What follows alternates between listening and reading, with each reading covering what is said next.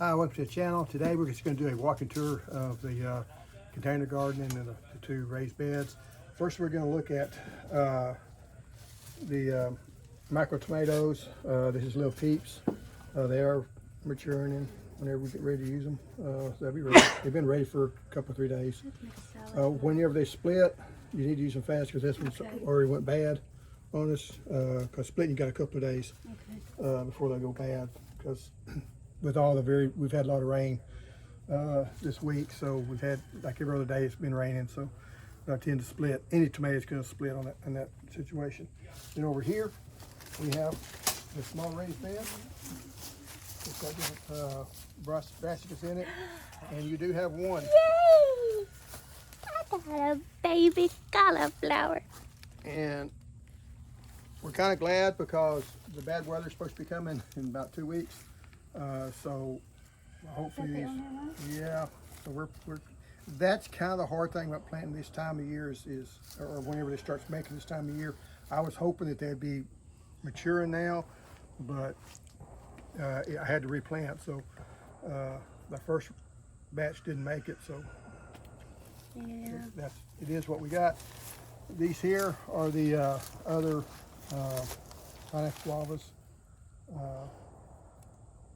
I mean, not much has changed on the these are doing good. They're the loquats, the seedling loquats. The other loquat over here is doing good. It has this are the little fruits over here, so it's already made its fruits. Now the bad thing, but once they make these fruits, they're pretty vulnerable to really cold, or I say really cold. If it gets down about 28 degrees, when it starts chilling the fruit. So we have to make it when it gets colder temperatures. That will have to be taken into the garage, and that will give enough protection for them. Now we're going to walk over to the raspberries, and something's still eating on the beets. You need to spray it, and it keeps raining too. But one thing I did want to point out on the raspberries, and this is what's going to be considered a primocane. It's primocane this year. It's going to be a floricane next year. So it's got one more year, and it should make next year. Now, these are the little primocanes that are coming up. Usually they come back in the spring. These are coming up early. So these are going to grow next year and get big. It may produce a few small ones, but its main crop is going to be a year from now, a year and the spring from now. So that's kind of how they spread. And basically this put out a root. That root came up here, and then off the root, it sprouted these plants. So that's how they spread. If it's in ground, they'd go out sometimes 10 or 15 feet and throw up runners. So that's how they're spread. So if you ever get one, sometimes this time of year is a good time. And I may make a video, I don't know. Okay, crows are out too. I just kind of wanted to mention that. So if you ever got blackberries or something and you see them growing out, you can just dig them up this time of year and move them to where you want them and let them grow that way.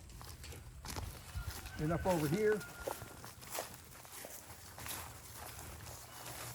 everything else is still growing. You might want to, if you got any more of these you want to cut for this year. Okay. When it gets cold, I'm not sure how it's going to affect it. If you ever wonder if you can grow something without any soil, this is just grown in, this is loquat. It's grown in diatomaceous earth. It's a coarse ground diatomaceous earth, and it's grown just fine. I do add some fertilizer to it every once in a while. It's actually one of my better growing ones. So, and it is very root bound. Fig trees growing there. I do have another tomato plant, and it's put on some small tomatoes. You know, it's looking healthy. We actually get any tomatoes off of it. I don't know. Worms have been eating on it some. So I may mix up some BT or something to spray for the worms on both of them. Over here, I'll go ahead and show you. This is the other raised bed. I did put a little bit of fertility on it. I did dump some stuff over here because this side over here is not making very good. So the carrots are doing all right. Have you harvested any yet? No. I had looked in there. What it looked like was big was actually two of them next to each other. They're about that size. Okay. So that's kind of how you tell. Just pull them up. You can't feel around them and kind of see how big they are. That's what I was doing. But Put you this know, we in might as salad. well, because hopefully these are what we use, and then the others will come in later. Okay. We'll find out. They're supposed to be 2 weeks. You're supposed to get because all this cold weather is supposed to come down hitting us. So whether it's right or not, we'll find out. But it is. Now here is a Mysore raspberry. The reason it's called Mysore is see these thorns here? Yeah, they get you. And I will probably start taking the tops off here pretty soon so it'll bush out and grow that way. This here, we've had put some of these in a couple of nights. I'm not sure we had to, but just to be safe. And they've been put in the garage. We've been moving back and forth with them. And the garage, for most places, especially in Texas, is good enough because you just want to get below freezing. Most of the time, they're not going to go below freezing unless you're up in the panhandle and you get really cold temperature if it gets down in the teens or single digits. So, you know, garage is a good place to. Is the palomilla fall? Yeah, let's put that all back. Now this in here, I did show the other day when we did the taste test. The only thing I do not like about these is they are seedy, and then that seed that doesn't come off very easy either. So when you try to peel them, and this is the clementine, they tend to get messy. That was a good thing. It doesn't come off very easily. Because you see how many fruits left on that one? And that tree is closer to that door than this one. And this one was full of fruit, and it doesn't have, 3 left on it. So that kind of tells you which one tastes best. When you have to go past one to pick another one. But this one does have as many seeds. Probably every other one will have a seed in it, maybe 2. And also it peels really easy. So the pumpkin for me is, and it has a better flavor. Also, then we have this here's a lychee tree. Now, one bad thing about it, you think as heavy as this tree is, it will not blow over, but the last storm we had was not a very violent storm, and it was the only one that blew over, because right now you got a canopy on this thing. So I might thin it out some, that, or I may tie it to a T-post so it won't blow over. One or two I'm gonna have to do, because My lemon's blooming. it blooms all the time. As you get through lemon tree, lemonade tree, it's producing its fruit. The one outside, the one in ground, we're already getting fruit off of it. So, and even some of the fruit's falling off. So, and then here I took some of the walnut chives. Okay. They were all growing in one bucket, so I separate them out and put them out so you could Thank you. do that, and hopefully that'll take off and cover up that. The onions that I planted the other day, they're taking off, doing good. In fact, they look about as good as the ones in the garden. So, you know, they're happy, got good fertility to it and all that, so they're looking nice. They ought to produce good bulbs. Now, if it gets cold enough, if it gets down into the teens especially, I will pull them up by the house to try to give some extra comfort. What will happen though, if you get some really cold weather, it gets down in the teens or it gets down in maybe in the low 20s, they sometimes will burn this top off, it will set them back, but then they'll sprout and come back up. So we have had that happen a couple of times out in the main garden, so that's nothing to really worry about. You know, you don't want it to happen, because the more tops you can grow on these onions, the bigger the bulbs will be.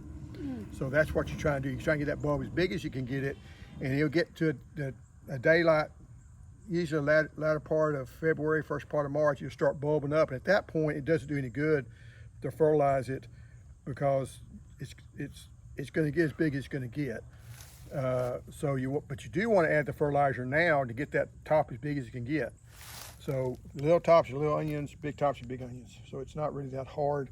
They do take a fair amount of nitrogen. So a lot of people, you think they might not take much nitrogen, but they actually like a lot of nitrogen. You can't give them too much, but that causes some disease problems. But you know, if your onions aren't growing good, give some extra nitrogen, however you want to put the nitrogen in there. Over here we've got the lychee tree. I about have anything orange on it.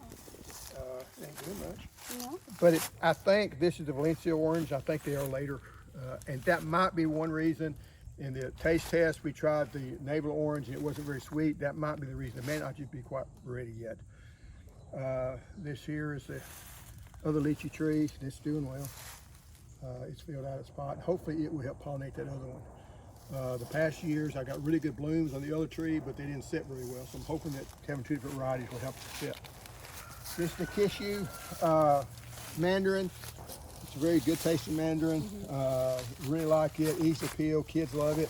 Yep. It doesn't have a great complexity of flavor, of taste, but it does have a very sweet taste. So kids really love it. We got a sweet tooth, so we like it also. That's the name of this one. It's basically the old sumo orange mandarin, what you want to call it. It's actually a mandarin. But it's one you buy in the stores. They do not keep well, so that's why they're expensive. You can't put them in cold storage to preserve them like you can some of the other ones. So when they come out, they're expensive. You're paying what, $4, $3.99 a pound or whatever for them. Something like that. Some people say they're hard to grow, but I don't know if they're hard to grow or if it's hard. If it's just hard to keep the fruit good. So we're gonna find out. I got two of them. So why not? I had to get free shipping, so I had to go to another one. There's another N33 that is in the pot. It is fairly cold susceptible, so that's why I got one in the pot in case I lose one out there in the orchard. And it has got eat up by leaf miners. Yeah. This one's got some in it too. And I actually put some stuff down for it. This in here is the lead orange that we're growing. And then the Oro Blanco pomelo is growing here. So it is a different one of the pomelos. I've not tasted this yet, so I really can't tell you much about it. This here is one of the lychee, I think it's Yahula. No, it's champagne. It's a champagne. The other one over there is Yahula. It still has quite as many blooms on it, but it's still got a lot. And it's getting pretty tall pretty fast, so I'm trying to keep these in pots. So I'm bringing in and out. And that's some eggs. See? Yeah. Yeah. That's probably not good. Yeah, they're not there no more.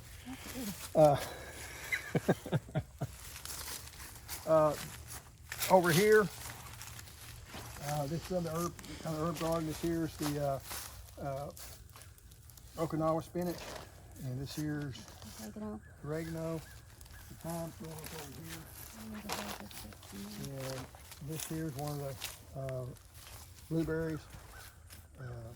It's a rabbit-eye blueberry. It's premier, and just kind of doing its thing. It's not bloomed out yet, which is a good thing, but it does have some blooms on it. Now, when you see two blooms side by side like that, that means one's a flower bloom and one is a leaf bloom. So that's good when you see that. These are I've got to stake these things up. This here's I think that's pumpkin. Do I have thorns on it? No. These are two thornless blackberries. I'm growing them in 5-gallon pots. I really think they'd be bigger than this, but I do need to stake them up or they're gonna break. But they're doing okay right now. Now let's go over this way. And I do hope to get a new camera. I'm getting a new camera. So hopefully our audio will improve with it. We did have a storm, so. And this is the Raspberry peach tree. It's the only peach tree I know that comes from seed. So you can actually plant the stack of seed. So that's why if you see that, usually if you see this here, that's a bad thing because it's died back to the rootstock. But since it didn't have a rootstock, I should be okay. So, and then we got mushroom harvest. Yeah. I know it's not going to survive the freeze. Lemongrass. We do have lemongrass. This here is another one of the rabbit-eye blueberries. What's the name of it? Oh, that's not good.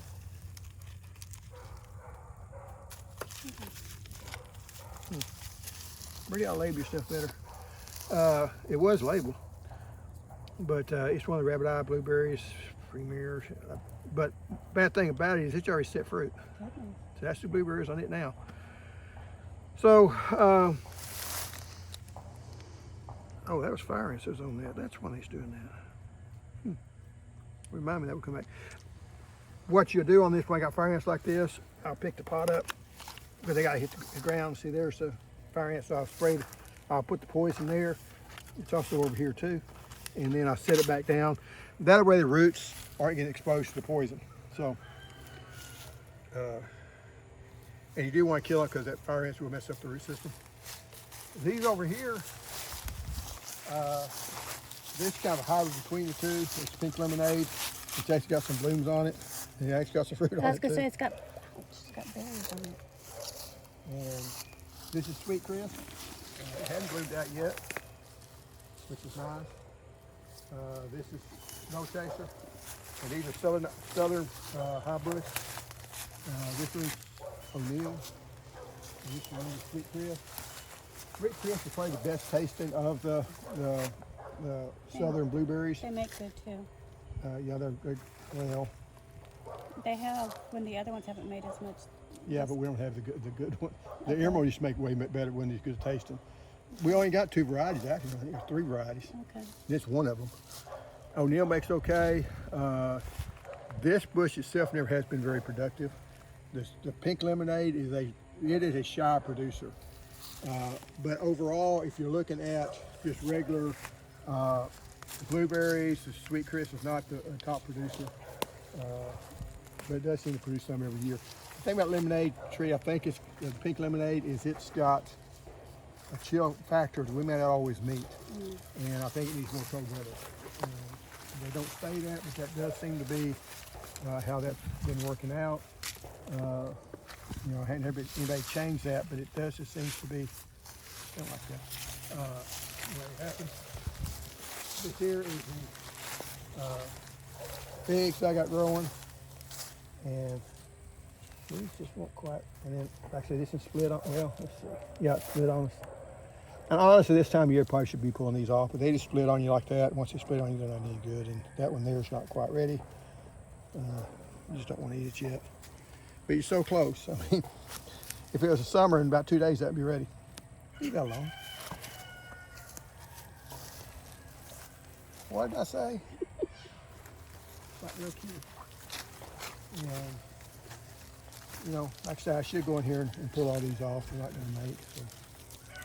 This is Papa John. It's a really good one. My son really likes the flavor of it. Now, I will say, if you ever pull one off and you get that milky stuff coming out of it, that means it wasn't quite ready yet. So, and some people, that's what they're allergic to, is that sap on it. So if you're allergic, you know, that can be a problem when you're picking. And really, that's about it for this tour here. Anything you want to say? No, I have my channel Homeschooling Abridged, and we do homeschooling, obviously, and some canning and cooking and showing videos of some labs. We'll be having some of that up pretty soon. We're going to be getting back to school, so we'll have more content to put up. Her name also Kelly. Yeah. Anyway, thanks for watching, and like I say, hopefully our videos, I may shoot 1 or 2 more today, but then I'm supposed to get a new camera coming in Monday, so Okay. hopefully the pictures will be better and audio will be much improved. Anyway, thanks for watching. Bye.